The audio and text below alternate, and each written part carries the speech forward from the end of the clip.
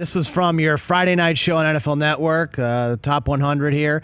Lawrence Taylor is the greatest defensive player of all time. That ain't an overreaction. But I'm also biased.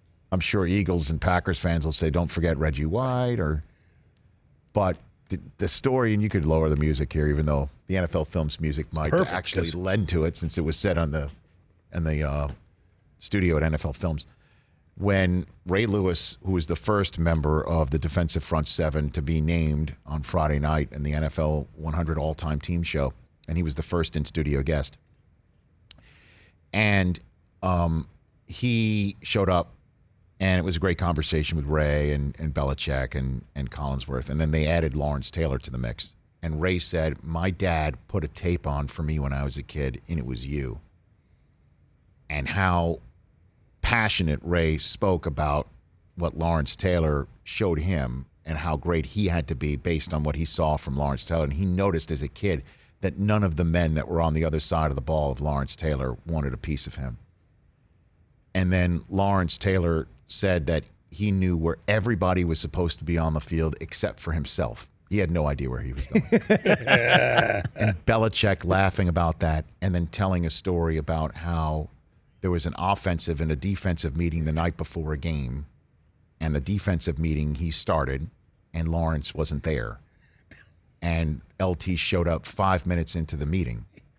And afterwards, Belichick said he went to Parcells, who was the head coach at the time, and told him, hey, Lawrence was late to the meeting. Just wanted to let you know that other guys saw him walking late, and he was late to the meeting. And Belichick says Parcells turned to him and said, well, why'd you start the meeting without him? And LT goes, that's my guy. Now, remember I told you after we shot this, and I couldn't tell names. I couldn't add names. Yeah.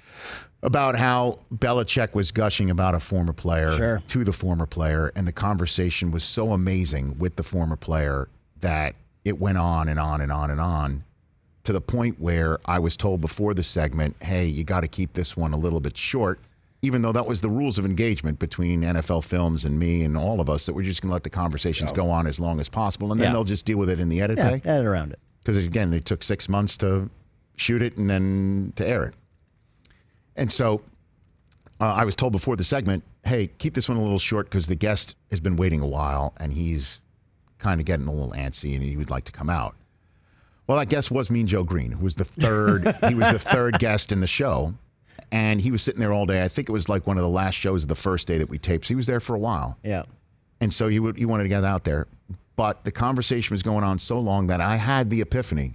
I had the ability to sit there as a host in my head and say, if you had told me, like literally the conversation's going on, I'm thinking in my head, I was like, if you had told me that in my career that I would be a host of a show and I couldn't throw to commercial break because Bill Belichick won't stop talking, you would have knocked me over with a feather.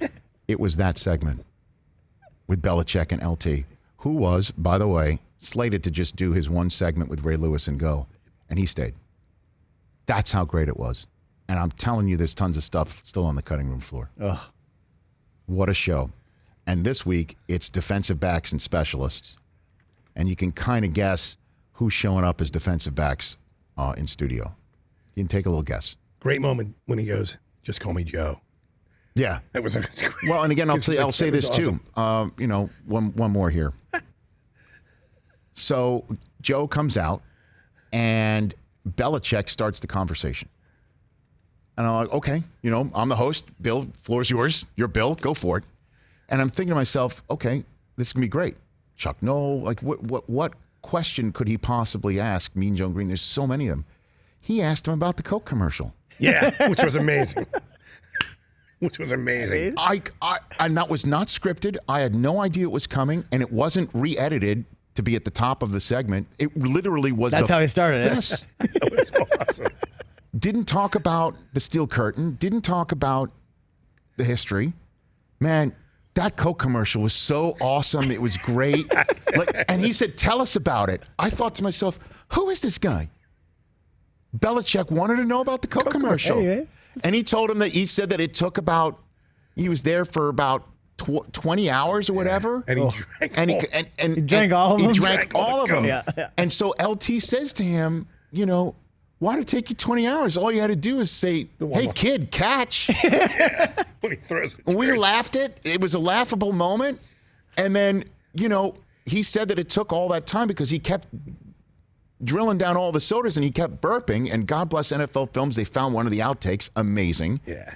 And then he's talked about how meaningful the commercial was for him, and certainly about him being a man of color and the boy being a white kid, and how they were kind of together. Right. And it was a nice moment for society and the country. And we were all sitting there nodding our heads. And then LT goes, but why did you take 20 hours to do it? And we started laughing. He just couldn't get off of that. I know. Unbelievable. For more of The Rich Eisen Show, tune to Audience Channel 239 on DirecTV for free on BR Live, or download the Rich Eisen Show app.